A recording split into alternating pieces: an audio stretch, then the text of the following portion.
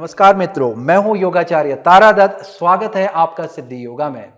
हमारा आज का ये वीडियो आपको बतलाएगा कि आप अपनी श्वास को सही तरीके से लेते हैं या नहीं लेते हैं। दोस्तों, यदि आपकी श्वास और प्रश्वास का तरीका सही है तो आपके शरीर में ऑक्सीजन की पर्याप्त मात्रा आपके शरीर में जाती है, पर्याप्त प्राण ऊर्जा आपके शरीर के अंदर आती है और श्वास जब आप सही तरीके से छोड़ते हैं तो आपके शरीर से पर्याप्त उचित मात्रा में, सही मात्रा में कार्बन डाइऑक्साइड और अन्य विजातीय द्रव्य जो आपके शरीर के अंदर गैस में परिवर्तित हो जाते हैं और लंग्स में आकर के रुक जाते हैं, यानी कि आपके फेफड़े में आकर रुक जाते हैं, वो आपके श्वास के साथ बाहर आते हैं। तो यदि आपकी श्वसन प्रक्रिया सही नहीं है तो आपको इनसे जुड़े हुए समस्याएं आएंगी। दोस्तों, प्राण ही है जो हमको जीवन से बांधते हैं। यदि प्राण सही से नहीं, सुचारू रूप से सही नहीं चल रहे हैं तो आपका जीवन छोटा होने लगता है और श्वसन प्रक्रिया अगर ठीक से नहीं है और ऐसे में आपके फेफड़ों में जो विजातीय गैसें हैं जो आपके फेफड़ों में जमा हो जाती हैं, द्रव्य रूप में जमा हो रही हैं, तो वो आपके फेफड़ों की क्षमताओं को धीरे धीरे कमजोर बनाती हैं, जिससे आपको श्वसन संबंधी कई तरह की दिक्कतें भविष्य में देखने के लिए मिलती हैं या वर्तमान में कईयों को चल रही होंगी। और आपको बहुत कम समय में, जैसे कि कभी कभार हमको कोई बैक्टीरियल इन्फेक्शन होता है या कोई अन्य लंग इन्फेक्शन होता है, हमारे फेफड़ों में किसी तरह का इन्फेक्शन आता है, तो उनसे बहुत कम ही समय में आपको बहुत ज़्यादा क्षति की संभावना बनी रहती है। तो ऐसे में आपको सही तरह से श्वास लेना आना चाहिए, जिससे आपकी श्वसन प्रक्रिया बेहतर होगी, फेफड़ों की क्षमताएं बेहतर होंगी, आपके संपूर्ण शरीर की कार्य प्रणाली बेहतर होगी। चलिए जानते हैं कि क्या है सही तरीका श्वास लेने का।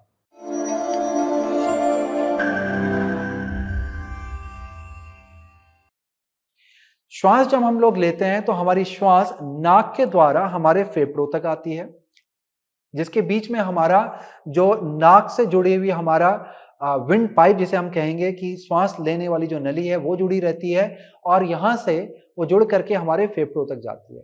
हम जब श्वास लेते हैं तो श्वास हमारे नाक से होते हुए हमारे जो वायु की जो नली है वहां से होते हुए हमारे फेफड़ों तक आती है और जब हम श्वास छोड़ते हैं तो श्वास फेफड़ों से होते हुए नाक के द्वारा बाहर जाती है।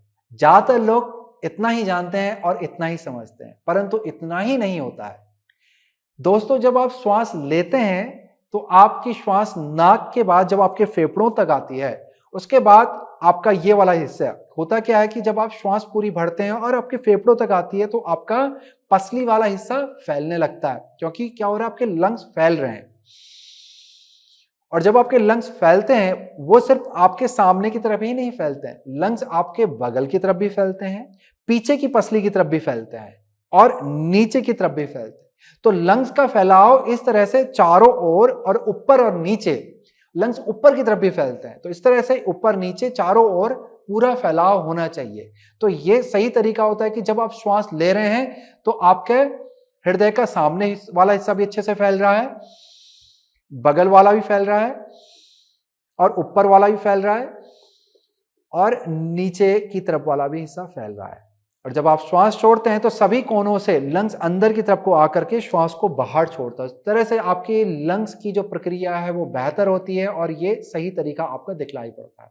इसमें मैं आपको एक साधारण सी समझ बतलाता हूं कि बहुत सारे लोग क्या करते हैं, जब वो लोग श्वास को लेते हैं तो होता क्या है, श्वास ली, हृदय तो फूला, पर यहां पर पेट जो है वो अंदर की तरफ को खिंचता हुआ चला जाता है और जब श्वास को छोड़ते हैं तो पेट नीचे को ढीला होते हुए बाहर को आता है।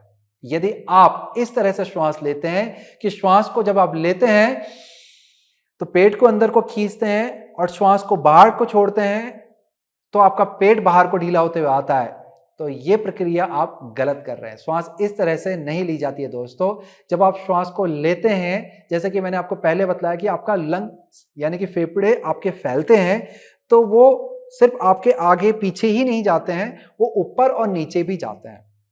तो नीचे को जो जाने की प्रक्रिया है ये बहुत ही महत्वपूर्ण होती है। इसमें आपके फेफड़ों के नीचे पे एक आधार होता है जिसे हम लोग डायाफ्राम कहते हैं, एक मसल के रूप में एक आधार होता है। तो जब आप श्वास आप भरते हैं तो फेफड़े जब नीचे की तरफ को फैलते हैं तो वो जो डायाफ्राम है वो नीचे को जाने लगता है और पेट आपका धीरे धीरे बाहर को आता है। तो श्वास को भरते वक्त आपका पेट अंदर नहीं जाना चाहिए, आपका पेट बाहर को आना चाहिए। और श्वास को जब आप छोड़ते हैं तो वो जो मांसपेशी है डायाफ्राम वो ऊपर की तरफ आती है। ऐसे में आपका पेट फिर से वापस अंदर को आ जाता है और वो लंग्स पे, आपके फेफड़ों पे दबाव बनाती है और श्वास आपकी नाक के द्वारा पूर्ण रूप से बाहर को आ जाती है। तो इस तरह से आपकी श्वसन प्रक्रिया चलती है। मैं आपको एक बार दिखला देता हूं, ध्यान से देखिएगा कि हमने श्वास ली, फेफड़े भी फैले और पेट भी बाहर को आया, और श्वास को छोड़ा, फेफड़े अंदर को गए, पेट भी अंदर को गया। मैं आपको बगल से दिखलाता हूं ताकि ये स्थिति आपको थोड़ा और अच्छे से दिखलाई पड़े। तो यहां पर मैंने अपनी श्वास ली फेफड़ों के साथ, पेट भी हल्का हल्का सा यहां पर बाहर को आ गया है। अब मैं श्वास को छोड़ूंगा, पेट भी अंदर और फेफड़े भी नीचे को आ जाएंगे। तो इस तरह से ये श्वास और प्रश्वास की प्रक्रिया चलती रहती है। हालांकि पेट जरूरी नहीं है कि इतना बाहर आए, फिर भी पेट हल्का सा आपका बाहर आता है और अंदर जाता है। जरूरी नहीं कि बहुत ज्यादा बाहर आए, फिर भी वो बाहर को आता है, क्योंकि ये जो मांसपेशी जो मैंने आपको बतलाई डायाफ्राम, वो ये फेफड़े आपके ऊपर से आएंगे तो वो जब उस पर दबाव बनाएंगे तो नीचे को जाएगी, और जब बड़ी सी मांसपेशी नीचे को जाएगी तो एक साधारण सी समझ है कि पेट बाहर को आएगा ही आएगा। अब श्वास को जब हम छोड़ते हैं तो मांसपेशी ऊपर को जाती है तो पेट अंदर को चला आता है। तो इस तरह से यदि आप श्वास को करते हैं तो ऐसे में आपके अंदर ज्यादा से ज्यादा ऑक्सीजन की मात्रा आती है आपके प्राणों के साथ, आपकी श्वास के साथ, और ज्यादा से ज्यादा कार्बन डाइऑक्साइड आपके अंदर के जो फेफड़ों में जो जमा है आपके विजातीय द्रव्य वो बाहर जाते हैं, और आपके फेफड़ों की कार्य क्षमता भी बढ़ती है। हमारे फेफड़ों के अंदर अलग अलग चैम्बर्स होते हैं, वो सारे ही चैम्बर फिर आपके धीरे धीरे सक्रिय होने लगते हैं और उसकी कार्य क्षमता बढ़ने लगती है। तो दोस्तों इस प्रकार आपको श्वास को लेना। अब यहां तक तो आप समझ गए। यदि आपको पता चलता है कि आप श्वास गलत ले रहे थे, कि आप श्वास लेते वक्त पेट को अंदर खींच रहे थे, श्वास को छोड़ते वक्त पेट को बाहर को ढीला कर रहे थे, यदि आपको पता चलता है और आप आपको अपनी श्वास को बेहतर बनाना चाहते हैं तो उसके लिए मैं आपको बतलाता हूं कि आपको क्या करना चाहिए। सबसे पहला अभ्यास है, आपको पीठ के बल लेटना है। यहां पर जब आप पीठ के बल लेटें तो पैरों को धीरे धीरे सीधा कर लेंगे और पैरों के बीच में दूरी बनाएंगे और पैरों को बाहर की तरफ पलटा कर लेट जाएंगे। ये हमारी शवासन की स्थिति भी होती है, किस तरह से हम लोग यहाँ पे लेटते हैं।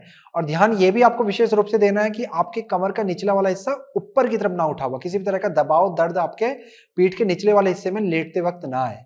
तो आप चाहें तो घुटनों को जल्दी से मोड़ करके इस तरह से पंजों पे आकर के कूल्हे को गोल घुमाएं, ताकि जो पीठ का निचला वाला हिस्सा है आराम पूर्वक जमीन पर लग जाए। फिर से हम वापस से पैरों को सीधा कर लेते हैं। अब यहां पे हम लोग अपने दोनों हाथों को एक एक करके, जैसे दायां हाथ मैंने पहले अपनी नाभि पर रख लिया, फिर बायां हाथ, तो इस तरह से दोनों हाथों को एक एक करके अपने पेट के ऊपर, नाभि के ऊपर इस तरह से रख लेंगे। पैरों को पूरा ढीला छोड़ दें अच्छे से। अब यहां पर हथेली से आपने अपने पेट पे दबाव बनाना है। आंखों को बंद कर दें, अपने कंधों को पूरा ढीला छोड़ दें। अब धीरे से आपने लंबा गहरा श्वास अपने नाक से हृदय तक लाना है और फिर महसूस करना है कि जैसे जैसे आपका हृदय ऊपर को आ रहा है, आपका जो डायाफ्राम, जो मैंने आपको पहले बताया था मांसपेशी नीचे वाली, जो आपके फेफड़ों के नीचे पे आधार है, वो नीचे की तरफ जा रही है और पेट आपका ऊपर की तरफ को उठ रहा है।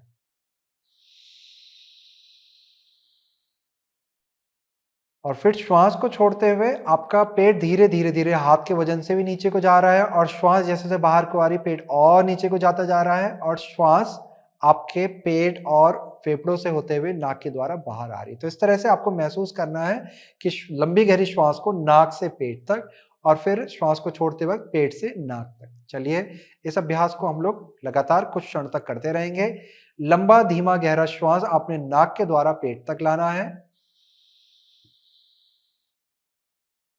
और लंबा धीमा गहरा श्वास छोड़ते हुए श्वास को अपने पेट से नाक के द्वारा बाहर लाना है। हो सकता है कि आपको हृदय पे किसी भी तरह का फैलाव ना महसूस हो, कोई दिक्कत नहीं है। फिलहाल हमारा पूरा का पूरा ध्यान कि पेट पे रहेगा, किस तरह से पेट ऊपर आ रहा है और नीचे जा रहा है।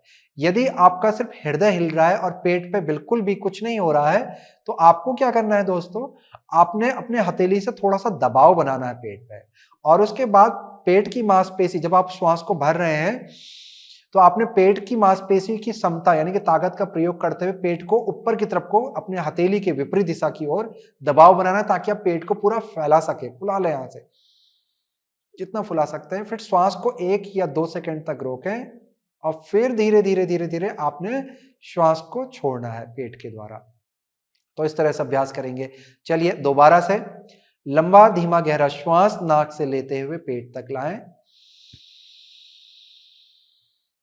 और फिर लंबा धीमा गहरा श्वास पेट से होते हुए अपने फेफड़ों से श्वास को बाहर निकालते हुए नाक के द्वारा बाहर छोड़ दें। करते रहिएगा अभ्यास। दोबारा से श्वास लेंगे और श्वास छोड़ेंगे। तो इस तरह से अभ्यास को समझने के लिए, जानने के लिए, अभ्यास में कुशलता पाने के लिए आपको कम से कम 8 से 10 बार यहां पर श्वास लेनी है और धीरे धीरे इस अभ्यास को आप बढ़ा भी सकते हैं। 10 से 12, 12 से 15 और 20 बार तक आप श्वास को ले सकते हैं यहां पर। चलिए, ये अभ्यास के बाद हम लोग इसी श्वसन प्रक्रिया को बेहतर बनाने के लिए अगले अभ्यास की ओर बढ़ेंगे, जिसके लिए आपने धीरे से अपने घुटनों को मोड़ लेना है और हाथों को शरीर के बगल पे लेके आए। हम यहां से सेतु बंधासन की स्थिति में जा रहे हैं। अपने पंजों पे दबाव बनाएंगे। धीरे धीरे अपने कूलों को ऊपर की तरफ उठाने का प्रयास करें। अपने हाथों को शरीर के पीछे ले जाकर के उंगली को बांधें और हाथों को खींचें। कंधों को गोल घुमाते हुए पीछे की तरफ लाने का प्रयास करें। कंधों को अच्छे से जमीन पे जमा लें। अपने पैरों को भी जमाएं, कंधों को भी जमाएं। जितना हो सकता है अपने हृदय को ऊपर अपनी थोड़ी की तरफ फैलाने का प्रयास करेंगे। इस तरह से अवस्था में अब यहां पर वापस से हम लोग लंबा धीमा गहरा श्वास पेट के द्वारा लेने का प्रयास करेंगे। बहुत अच्छे। यहां पर कुछ श्वास आप लेंगे, जैसे कि 2, 3, 4, 5, 6 श्वास तक आप यहां पर धीरे धीरे अपने शरीर के अनुसार ले सकते हैं।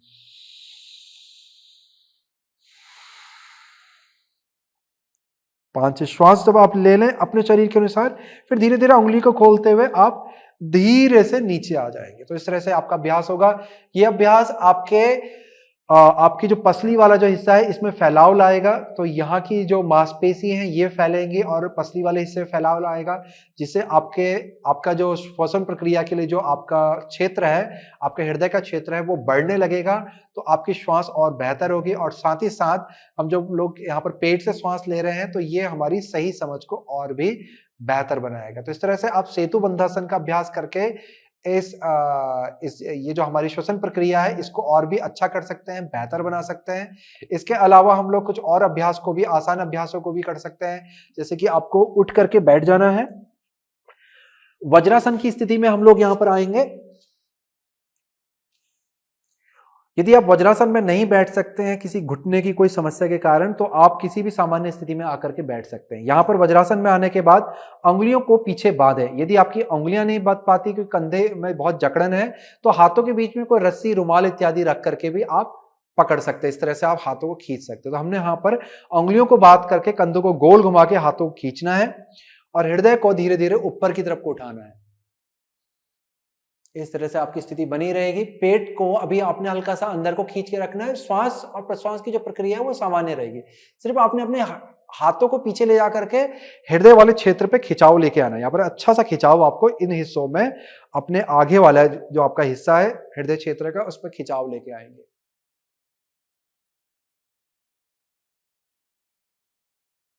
अब यहां से धीरे से सामने को देखेंगे। अब यहां पर हम लोग श्वास के साथ अगला जो हमारा अभ्यास है वो करेंगे। तो यहां पर आप वज्रासन की स्थिति में हाथों को पीछे लेके जाते हैं, एक एक करके पीछे लेके जाएंगे। उंगलियां आपकी अंदर की तरफ देखेंगी। उंगलियों को अच्छे से आपने फैला लेना है। यहां पर आप सुखात्मक आसन, जो भी सुखासन की आपकी स्थिति, वहां से भी आप ऐसे ही इसी तरह से कर सकते हैं और फिर वज्रासन में भी आकर के मेरे साथ भी दोहरा सकते हैं। यानी कि यदि आपके घुटने में जब समस्या होती है हमारी, तो हम इस स्थिति में बैठ नहीं पाते हैं, ऐसे में आप किसी भी सुखासन में बैठ करके इसी अभ्यास को कर सकते हैं। तो उसमें हमारे हाथ पीछे इस तरह से रहेंगे। अब यहां पर आपने कंधों को गोल घुमाना। देखिए जैसे मैं घुमा रहा हूं, ध्यान से देखना। इन्हें गोल घुमाते हुए पीछे और नीचे लेके आऊंगा। हमारे जो पीछे जो कंधे की बड़ी हड्डी होती है, जिसे हम शोल्डर ब्लेड कहते हैं, इसे आपने अंदर की तरफ दबाना है, एक दूसरे के पास पे लाना है और अपने हृदय को ऊपर की तरफ को उठाना है। हाथों पे दबाव बनाए, हृदय को ऊपर को उठाएं और धीरे धीरे सिर को भी ऊपर लेके जाए। यदि आपके गर्दन में कोई दिक्कत है, समस्या है, तो सामने की तरफ ही देखें। तो इस तरह से आप रह सकते हैं, या फिर गर्दन को पूरा पीछे भी लेके जा सकते हैं। तो जहां भी आपकी स्थिति आसान पूर्वक बनती है वहां पर तक लेके आए। फिर यहां पर आपने पेट से श्वास लेना, लंबा गहरा श्वास पेट से लेंगे और लंबा गहरा श्वास पेट से ही छोड़ेंगे। तो इस तरह से जब आपका खिंचाव हृदय की तरफ आ जाता है तो आपकी जो श्वसन प्रक्रिया है वो बचती है सिर्फ पेट के द्वारा। अब आप चाहें भी तो आप अपने हृदय से श्वास यहां पर नहीं ले सकते, श्वास आपकी पेट के पास अपने आप ही चल जाने लगेगी। तो इस तरह से यहां पर आप करेंगे तो आपकी आदत जो है, जो गलत आदत थी, वो सुधरने लगेगी और आपकी श्वसन प्रक्रिया बेहतर होगी। चलिए, यहां पर आपने लगातार श्वास को लेते और छोड़ते रहना है पेट से।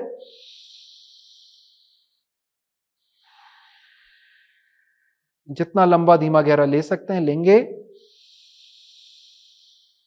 श्वास को लेने और छोड़ने में, किसी भी अभ्यास में श्वास को लेने और छोड़ने में आपको जल्दबाजी नहीं दिखानी है।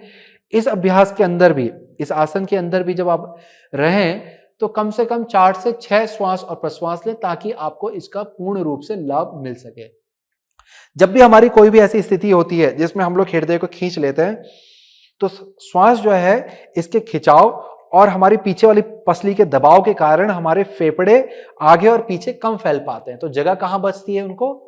नीचे की तरफ, क्योंकि यहां से भी खिंचाव आ रहा है तो ऊपर भी नहीं उठ सकते हैं फेफड़े, तो नीचे की तरफ जाते हैं। ऐसे में जो आपकी जो श्वसन प्रक्रिया जो मैंने आपको बताई थी कि नाक से हमारा जो श्वास है वो हमारा श्वास हमारे फेफड़ों तक और फिर नीचे को भी जाता है, यानी कि हमारा जो नीचे जो आधार था डायफ्राम वो भी नीचे को जाता, पेट बाहर को आता। तो वो जो प्रक्रिया है आपकी पूरी जो मैंने आपको पहले बतलाई थी वो आपकी यहाँ पर बेहतर होने लगती है। तो इस तरह से यदि आप अभ्यास करते हैं तो आपका अभ्यास सुधरने लगता है। मैं एक और अभ्यास आपको जाते जाते बतलाता हूं। तो वो स्थिति आपकी कुछ इस तरह से बनेगी कि आपको पैरों को सामने की तरफ लाना है। ये हमारी अर्धपूर्वोत्थान की स्थिति है। पैर आपके सामने इस तरह से आएंगे कि कूले के समानांतर पे खुलेंगे, आपके हाथ कंधों के समानांतर पे खुलेंगे, उंगलियां अंदर की तरफ आएगी। जैसे पहले थी वैसे ही आपको हथेली को रखना है, उंगली को अच्छे से फैला के रखें, कंधों को गोल घुमाएंगे पीछे की तरफ, हृदय को उठाएंगे। अब पंजों और हथेली पर दबाव बनाएं, श्वास को भरते हुए कूलों को ऊपर उठाएंगे। इस तरह से सामने पेट पे आपने देखना है और लंबा धीमा गहरा श्वास आपने पेट तक ला करके, श्वास को पेट तक ला करके लेना है। हथेली पे अच्छा सा दबाव बना के रखेंगे, लंबा गहरा श्वास पेट से ही छोड़ना है। चलिए, श्वास और प्रश्वास को आप यहां पर करते रहिएगा। एक बार पूर्ण रूप से मुझे भी देख सकते हैं।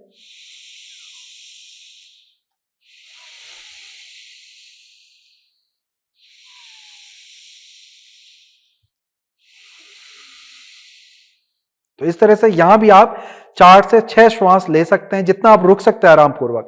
जरूरी नहीं 4 से 6 आप ले। 4 से 6 ये होता है कि आपको ज्यादा से ज्यादा लाभ और अच्छे से अच्छे लाभ आपको मिलने लगते हैं।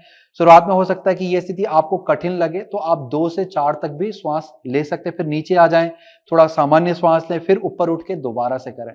तो इस तरह से इस अभ्यास को करके, इस अभ्यास के द्वारा भी आप श्वसन प्रक्रिया को बेहतर बना। तो यहां पर जब हम लोग स्थिति में होंगे, यहां पर आपको एक चीज ध्यान देनी है कि हाथों से जब आप दबाव बना रहे हैं तो हृदय को जितना हो सकता है अच्छे से उठाएं और खिंचाव दें। यहां पे आपके अच्छा सा खिंचाव बन के आएगा और जिससे आपके ये वाली जो पसलियां ये फैलेंगी, पसलियों पे विस्तार होगा तो आपके जो श्वास के दौरान जो आपका लंग्स, जो आपके फेफड़े फैलते थे अच्छे से, वो और भी अच्छे से फैलेंगे क्योंकि जगह यहां पर ज्यादा बन जाएगी। पसली किससे जुड़ी हुई है दोस्तों? आपकी मांसपेशी से जुड़ी हुई है, जिसे हम इंटरकोस्टल मसल्स कहते हैं। तो यहां पर मांसपेशियों के स्टिचेस होते हैं जिससे पसलियां आपकी जुड़ी रहती हैं। जब ये मांसपेशियों में खिंचाव आता है, इनका विस्तार होता है, लचीलापन बढ़ता है, तो स्वतः ही आपके जो आपके फेफड़े के ऊपर जो आवरण है हमारा पसलियों का, रिब केज का, ये भी ज्यादा से ज्यादा बाहर की तरफ फैलता है। जब ये ज्यादा से ज्यादा बाहर की तरफ फैलेगा तो आपके फेफड़ों के लिए भी जगह ज्यादा बनेगी। तो जब फेफड़ों के लिए जगह बनेगी तो श्वास भी उतनी ही ज्यादा आपके फेफड़ों के अंदर आएगी। तो इस तरह से ये सारे अभ्यास जो मैंने आपको बतलाए, ये आपकी श्वसन प्रक्रिया को और भी बेहतर बनाएंगे, जैसे प्राण ऊर्जा ज्यादा से ज्यादा आपके शरीर में आएगी और ज्यादा ज्यादा आपको लाभ मिलेगा।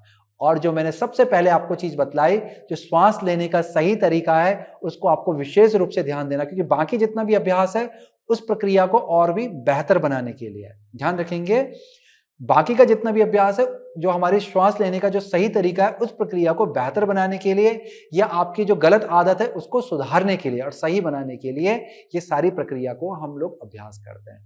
इस अभ्यास को आप प्रतिदिन कर सकते हैं, सुबह शाम भी कर सकते हैं या सुबह भी कर सकते हैं और शाम को भी कर सकते हैं। जब भी आपको समय हो, अपने अनुसार कम से कम समय में आप इस अभ्यास को करके इसके लाभ को प्राप्त कर सकते हैं। तो ये थी जानकारी श्वास से जुड़े हुए बातों की। चलिए इसी के साथ करता हूं मैं इस वीडियो की समाप्ति। नमस्कार।